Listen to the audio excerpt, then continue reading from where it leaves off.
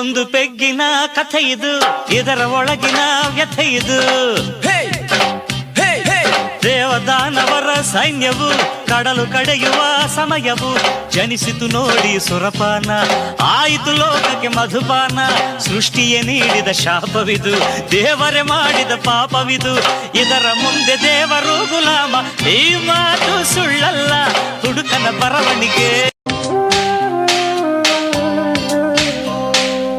ಒಂದು ಪೆಗ್ಗಿನ ಕಥೆ ಇದು, ಇದರ ಒಳಗಿನ ವ್ಯಥೆ ಇದು. ದೇವದಾನವರ ಸೈನ್ಯವು ಕಡಲು ಕಡೆಯುವ ಸಮಯವು, ಜನಿಸಿತು ನೋಡಿ ಸುರಪಾನ, ಆಯಿತು ಲೋಕಕ್ಕೆ ಮಧುಪಾನ.